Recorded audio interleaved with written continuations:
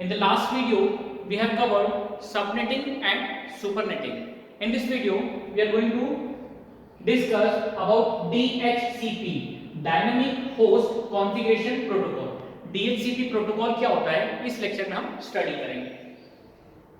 The name indicates dynamically we are configuring the host.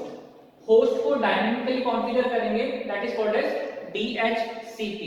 ठीक है, IP addressing हमने study किया है. Okay, IPv4 we have studied, then we have seen what is subnetting and supernetting. अभी ये जो IP addresses है ये कौन असाइन करता है? Suppose there are various organisations. इन ऑर्गेनाइजेशंस को आईपी एड्रेस कौन प्रोवाइड करता है? It is provided by the ISP. ISP is providing the block of IP addresses to the various small organizations. और इस ISP को, इंटरनेट सर्विस प्रोवाइडर को IP address कौन प्रोवाइड करता है? It is provided by ICANN. Okay, this is the forum providing the block of addresses to the ISP. What is ICANN? Is the Internet Corporation for assigning names and numbers. Internet Corporation for assigning names and numbers. This forum assigns the block of IP addresses to the ISP and ISP provides the block of addresses to the organizations. ठीक है, तो अभी ये जो organizations के पास में या ISP के पास में जो भी IP addresses आते हैं, these IP addresses are allocated to the various hosts. ठीक है, सपोज हमारा इंस्टीट्यूट है, इस इंस्टीट्यूट पे हम अगर इंटरनेट कनेक्शन लेना चाह रहे हैं तो हम ISP से क्या करेंगे? एक IP एड्रेस लेंगे और उस IP एड्रेस को डिस्ट्रीब्यूट कर देंगे इन द कंप्लीट इंस्टीट्यूट. ठीक है, इन द वेरियस डिपार्टमेंट्स. ठीक है, तो ये जो IP एड्रेस है वो क्या रहेगा? या स्टैटिक रहेगा या डायनामिक रहेगा? स्टैटिक और dynamic. Okay, what do you mean by static IP address and dynamic IP address? ये दोनों भी IP एड्रेस जो है, अगर किसी सिस्टम को IP एड्रेस असाइन करना है तो वो स्टैटिकली करना है क्या डायनामिकली करना है, ये कौन डिसाइड करेगा? ये नेटवर्क एडमिनिस्ट्रेटर डिसाइड करेगा. ठीक है, नेटवर्क एडमिनिस्ट्रेटर डिसाइड करेगा कि किसी भी होस्ट को स्टैटिक IP देना है क्या डायनामिक IP देना है. अभी स्टैटिक IP मींस व्हाट और डायनामिक IP मींस व्हाट. अभी जैसे मैंने आपको एग्जांपल दिया कि ISP से किसी ऑर्गेनाइजेशन को एक IP एड्रेस मिलता है. ठीक है, ये ऑर्गेनाइजेशन क्या करता है? ये ऑर्गेनाइजेशन में एक क्या रहेगा? नेटवर्क एडमिनिस्ट्रेटर रहेगा. नेटवर्क एडमिनिस्ट्रेटर क्या करेगा? अगर सपोज ऑर्गेनाइजेशन में 4 ही होस्ट है, there are 4 host in an organisation. ठीक है, तो ये नेटवर्क एडमिनिस्ट्रेटर क्या करेगा? हर होस्ट को एक IP एड्रेस असाइन कर देगा मैन्युअली. ठीक है, मींस एक होस्ट को एक IP असाइन करेंगे तो वो रहेगा स्टैटिक IP. ठीक है, मींस IP तो एक ही रहेगा, लेकिन अगर एक परमानेंट IP अगर इसको असाइन करते हैं तो ये रहेगा स्टैटिक IP. या फिर ISP के थ्रू जो आ रहा है ऑर्गेनाइजेशन के लिए वो रहेगा स्टैटिक IP. ये IP चेंज नहीं होगा. ठीक है, और अगर सपोज यहाँ पर इस ऑर्गेनाइजेशन में if there are number of hosts are 2000, then it is difficult for network administrator to provide the IP addresses to this 2000 hosts. तो फिर क्या करते हैं? ये ऑर्गेनाइजेशन क्या करता है? ये नेटवर्क एडमिनिस्ट्रेटर क्या करेगा? नेटवर्क एडमिनिस्ट्रेटर तो यहाँ पर रहेगा, लेकिन ये नेटवर्क एडमिनिस्ट्रेटर एक DHCP सर्वर क्रिएट करेगा. DHCP, dynamic host configuration protocol. ठीक है, ये DHCP क्या करेगा? डायनामिकली होस्ट को एक IP असाइन करेगा. डायनामिकली असाइन करेगा मींस ऑटोमेटिकली करेगा. ऑटोमेटिकली करेगा मींस इस DHCP सर्वर को एक रेंज दे दी जाएगी कि सपोज 198.168.1.30 या इसका एक नेटवर्क उसको दे देंगे. उस नेटवर्क के रेंज में जितने होस्ट पॉसिबल है वो सारे होस्ट ये DHCP असाइन कर सकता है. तो उसको एक स्कोप देना पड़ेगा. उस स्कोप के बेसिस पे वो क्या करेगा? सबको IP असाइन करेगा. ठीक है, तो स्टैटिक और डायनामिक IP में डिफरेंस समझ में आ रहा है क्या? जो ऑर्गेनाइजेशन के पास में सपोज ISP से जो IP आ रहा है, जो IP जिसको हम बोलेंगे पब्लिक आईपी, और ऑर्गेनाइजेशन के अंदर जितनी आईपी है ये क्या है, प्राइवेट आईपी है। तो पब्लिक आईपी जो आईएसपी से हमने लिया है वो तो स्टैटिक रहेगा। क्यों स्टैटिक रहेगा? वो चेंज नहीं होगा, उस आईपी के थ्रू ही हमारा कंप्लीट कम्युनिकेशन होगा। और डायनामिक आईपी क्या रहेगा, जो कि चेंज हो सकता है। जैसे कि हम कहीं पे रेलवे स्टेशन पे मूव कर रहे हैं, वहां पे हमने वाईफाई ऑन किया और वाईफाई से कनेक्ट कर लिया, ठीक है। वाईफाई कनेक्ट करने के बाद में अगर हम मूव हो जाते हैं उस स्टेशन से, ट्रेन सपोर्ट डिपार्ट हो जाती है, तो हमारा कनेक्शन डिस्कनेक्ट हो जाता है। मींस टेम्पररी जो आईपी आपको असाइन हुआ था वो क्या हो गया, डिस्कनेक्ट हो गया, ठीक है। तो उसको बोलेंगे डायनामिक आईपी, ठीक है। Static IP and dynamic IP का कांसेप्ट क्लियर है, ठीक है। तो डीएचसीपी क्या करता है, डायनामिकली मींस लॉजिकली और we can say automatically it provide the IP addresses to the various host into its range, ठीक है। इसका एक बेस्ट एग्जांपल है वायरलेस राउटर।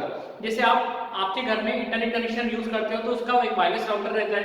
वो वायरलेस राउटर क्या करता है, वो आपको एक डायनामिकली एक आईपी एड्रेस असाइन कर देता है। उस आईपी एड्रेस के जब आपको आपके डिवाइस को, सपोज मोबाइल को जो आईपी एड्रेस असाइन हुआ है, वो आईपी एड्रेस कब तक रहेगा, जब तक आप उसकी रेंज में रहोगे, ठीक है। और वो आपका परमानेंट आईपी नहीं है, ठीक है। और परमानेंट आईपी ये रहेगा भी नहीं, कब तक नहीं रहेगा, 15 मिनट्स तक। 15 मिनट्स के बाद में अगर वो उसको फिर से रिक्वेस्ट भेजता है कि यस आई एम कनेक्टेड, तो फिर से वो रहेगा, ठीक है, connection. Otherwise it will be disconnected. और या फिर आप उसकी रेंज से बाहर चले जाते हो, राउटर की, वायरलेस राउटर की रेंज से, तो क्या होगा, राउटर की रेंज से बाहर जाने के बाद भी वो आपका आईपी जो आपको अलॉट हुआ था वो ले लेगा और फिर किसी और होस्ट को असाइन कर देगा, ठीक है। तो ये डायनामिकली टेम्पररी जो भी आईपी एड्रेस अगर आप उसकी रेंज में रहते हो उसको असाइन करते हैं, that is called as dynamic IP, ठीक है। स्टैटिक एंड डायनामिक का कांसेप्ट क्लियर है, ठीक है। अभी देखो, ये automatically assigning the IP address, DHCP assigning the automatically DHCP assign automatically IP addresses, then it is based on the client server model. ये सिर्फ क्लाइंट सर्वर मॉडल के लिए ही एप्लीकेबल है, ठीक है। Then DHCP IP addresses range is called scope, ठीक है। अभी जो DHCP IP addresses को असाइन करेगा, सपोज 192.168.30.0, ठीक है। ये कौन सी क्लास का आईपी है, ये क्लास सी का आईपी है।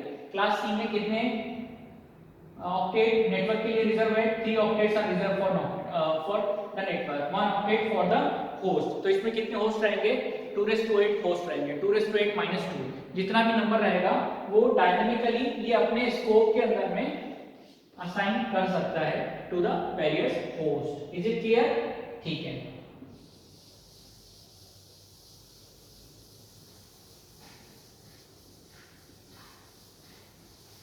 Now we'll see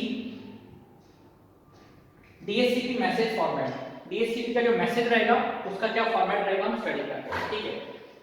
इस मैसेज के फॉर्मेट में सबसे पहले तो रहेगा ऑपकोड।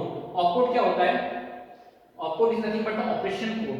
ऑपरेशन कोड मींस आप रिक्वेस्ट कर रहे थे, रिप्लाई कर रहे हैं, ठीक है। तो ये कौन सा ऑपरेशन हो रहा है, ये किसमें रहेगा, ऑपकोड में रहेगा। Then next field is H type. H type is the hardware type. कौन से टाइप का हार्डवेयर है, मींस कौन से टाइप का, सपोज आपका इथरनेट कौन सा यूज कर रहे हो, ठीक है, which type of hardware, whether it is ethernet, तो ये हार्डवेयर के टाइप में आएगा। Then H length, length of hardware address. Hardware का जो एड्रेस है जिसको हम बोलते हैं मैक एड्रेस, तो उसका लेंथ कितना है, वो एच लेंथ में रहेगा। Then H count, that is hardware count. ये क्या होता है, it is the maximum number of hop the packet can travel, ठीक है। एक पैकेट कितने maximum number of hop travel कर रहा है, that count is stored into the H count, ठीक है।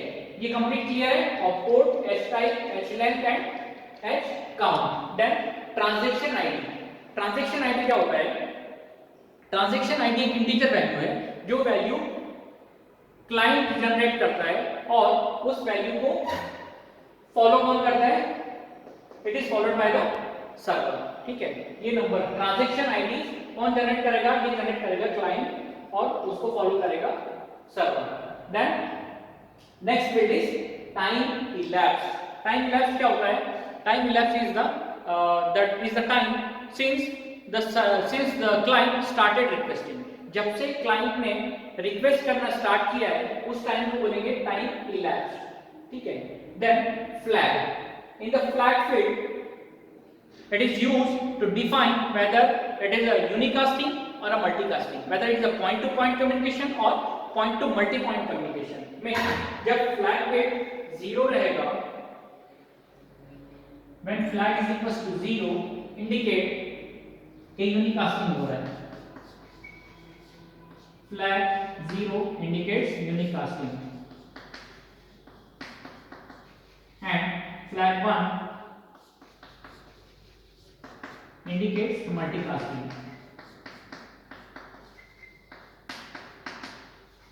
Okay, is it clear? यहाँ तक क्लियर है?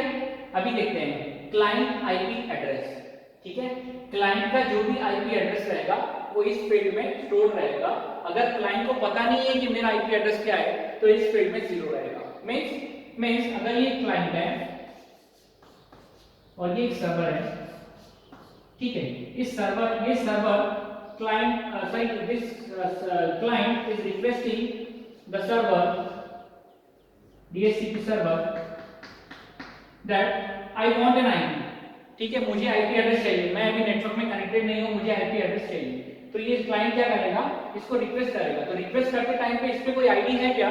नहीं है। तो initially there is no IP ID, there is no IP allotted to the client, that's why client IP address will be 0। अगर कोई आईपी एड्रेस असाइन नहीं है तो इसके लिए आईपी का इनिशियल वैल्यू क्या रहेगा, नॉट इनिशियल वैल्यू, जब क्लाइंट सर्वर को रिक्वेस्ट करेगा कि मुझे आईपी असाइन करो तो उस टाइम में क्लाइंट के पास में कोई आईपी नहीं रहेगा तो उसको इनिशियल वैल्यू क्या रहेगा, 0 रहेगा, ठीक है। यहाँ पे सब जीरोस कर देंगे क्लाइंट आईपी एड्रेस में। Then your IP address is the IP address assigned by the server, ठीक है। जब क्लाइंट ने रिक्वेस्ट किया तो सर्वर ने उसको एक्नॉलेज कर दिया कि ये आपका आईपी एड्रेस है, वो इस फील्ड में रहेगा। देन सर्वर आईपी एड्रेस, ठीक है, सर्वर का जो भी आईपी एड्रेस रहेगा वो इस फील्ड में रहेगा, ठीक है। Then gateway IP address, gateway means किस गेटवे के थ्रू, कौन से राउटर के थ्रू ये इंफॉर्मेशन आईएसपी से आ रहा है तो वो गेटवे का एड्रेस भी यहाँ पे इस फील्ड में स्टोर रहेगा, gateway IP address. Then client hardware address, client का hardware address nothing but MAC address, जिसको हम बोलते हैं फिजिकल एड्रेस, ठीक है। तो client hardware address is the MAC address. Then server name, ये सर्वर नेम ये भी रहेगा 64 बाइट का, 64 बाइट्स का होता है। This server name is nothing but domain name server, DNS, ठीक है, which is part of application layer, ठीक है। ये डीएचसीपी कहां पे यूज होता है, एप्लीकेशन लेयर पे यूज होता है। तो ये डीएचसीपी डोमेन नेम सर्वर का इंफॉर्मेशन रहेगा 64 बाइट का, वो इस फील्ड में रहेगा। Then boot file name, this boot file name is 128 byte of information. जो भी इंफॉर्मेशन इस कंप्लीट फॉर्मेट में नहीं रहेगी, एक्स्ट्रा इंफॉर्मेशन रहेगी, वो extra information boot file name में स्टोर्ड रहेगी। Then the last is options, options is of 64 byte field, ठीक है। इस 64 बाइट फील्ड का जो फॉर्मेट रहेगा वो ऐसे रहेगा, 53 bytes for the tag, 1 byte for the length and 8 bytes for the value. तो इस वैल्यू में क्या क्या हो सकती है, इस वैल्यू में ऑप्शंस हो सकते हैं, discover, offer, request, decline, acknowledgement, negative acknowledgement, release and information. ये सारे कन्वर्सेशंस है जो क्लाइंट और सर्वर के बीच में हो रहे हैं। जैसे सपोज कोई एक स्टूडेंट है, वो किसी क्लास में एडमिशन लेता है, तो जैसे ही वो क्लास में एडमिशन लेने के बाद वो क्लास में आ जाएगा तो उसको रोल नंबर असाइन कौन करेगा, स्टूडेंट्स करेंगे या फिर यूनिवर्सिटी करेगी? स्टूडेंट्स नहीं करेंगे, यूनिवर्सिटी करेगी या फिर हायर अथॉरिटीज करेंगे। तो क्लाइंट जब भी किसी नए नेटवर्क में आएगा, ठीक है, एक नेटवर्क में जैसे कोई स्टूडेंट एक क्लास में आएगा, नया स्टूडेंट किसी क्लास में एडमिशन लेगा, तो वो ऐसा है जैसे एक क्लाइंट किसी नेटवर्क में इंट्रोड्यूस हो गया, तो अभी वो नेटवर्क में इंट्रोड्यूस होने के बाद में वो क्या करेगा, वो रिक्वेस्ट करेगा कि what is my IP address, I want to enter into the network zone, so please provide me the IP address. ये क्या करेगा, ये ब्रॉडकास्ट करेगा। ये ब्रॉडकास्ट होने के बाद में ये वो क्या करेगा, सर्वर के पास में आएगा, सर्वर क्या करेगा, उसको एक्नॉलेज करेगा कि this IP is assigned to you. So this conversation किसके थ्रू हो गए, ऑप्शंस के थ्रू हो गए। तो ऑप्शंस क्या क्या हो सकते हैं, 8 ऑप्शंस हो सकते हैं, ठीक है। ये ऑप्शंस के थ्रू कन्वर्सेशन होगा between the client and the server. अभी हम देखते हैं, सपोज क्लाइंट साइड है एंड सर्वर साइड है, this is the client and this is server.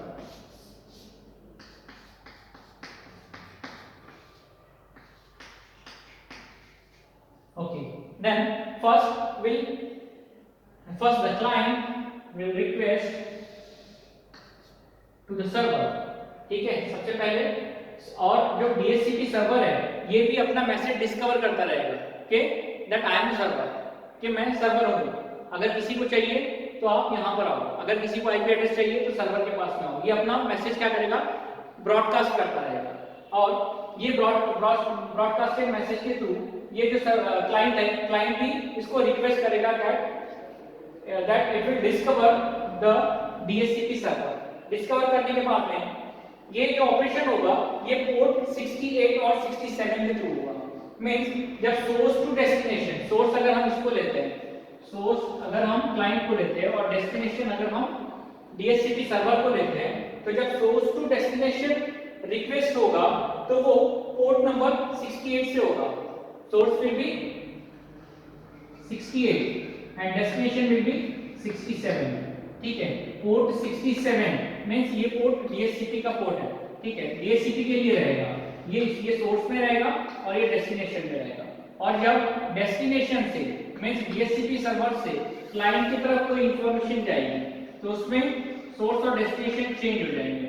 Means source यहाँ पे हो जाएगा 67 एंड डेस्टिनेशन हो जाएगा 68। Is it clear? Port number ऐसे चेंज हो जाएगा 67 एंड 68, ठीक है। तो पहले क्लाइंट ने ऑफर किया, ठीक है, it is option, this option that is the client will discover the DHCP server, then the DHCP server will offer an IP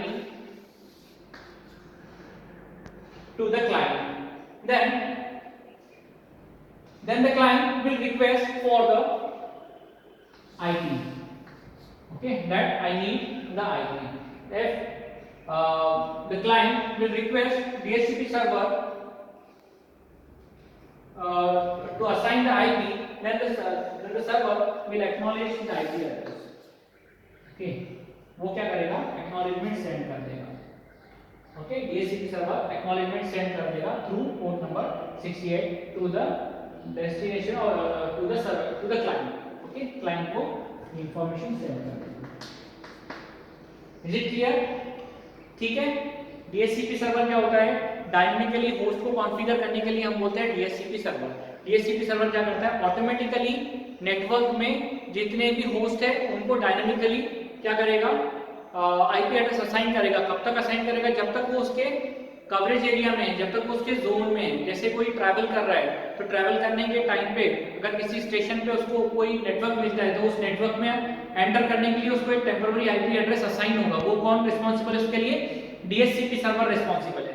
DHCP server उसको एक IP असाइन करेगा जब तक कि उस एरिया में वो प्रेजेंट रहेगा। जैसे ही वो उससे वहां से मूव हो जाएगा तो उसका जो IP एड्रेस रहेगा वो किसी और को असाइन हो जाएगा, वो उसका टेम्पररी IP एड्रेस रहेगा। सेकेंड थिंग, इसका एक स्कोप होता है, ठीक है, उस स्कोप के अंदर में ही हम असाइन करते हैं। ये स्कोप कौन डिफाइन करता है, ये scope network manager, network administrator decide करता है कि किस स्कोप में DHCP को देना है, ठीक है। एक होता है स्कोप और एक होता है super scope, scope and super scope, ठीक है। स्कोप एंड सुपर स्कोप में क्या डिफरेंस होता है, स्कोप में सपोज एक नेटवर्क दिया है 198.168.30.0, ठीक है, ये एक ही स्कोप दिया है। सुपर स्कोप में अगर एक नेटवर्क हो गया है 192.168.1.0 और 192.168.35.36.0, ठीक है, ये दोनों नेटवर्क का स्कोप दिया है। इसमें सुपर स्कोप में यहाँ पे सिंगल स्कोप दिया है तो इसके लिए स्कोप बोल रहे हैं इसको। अगर मल्टीपल स्कोप्स रहेंगे that is nothing but the super scope. इसका क्या यूज है कि अगर एक स्कोप में कंप्लीट IPs कंप्लीट हो जाते हैं, कंप्लीट होस्ट कवर हो जाते हैं, तो फिर सेकंड IP के थ्रू वो डायनामिकली असाइन कर सकता है IP to the various host. Is it clear? And DHCP का मैसेज फॉर्मेट क्लियर है? ठीक है, इस मैसेज फॉर्मेट में ऑप्शंस, यस ऑप्शंस कौन कौन से होते हैं और ऑप्शंस का फील्ड कितना होता है? 64 बाइट का होता है. इसमें 53 बाइट टैग के लिए रहेंगे, 1 for the length and 8 bytes for the various values which consist from discover, offer, request, decline to acknowledgement, negative acknowledgement, release and inform. Okay, thank you.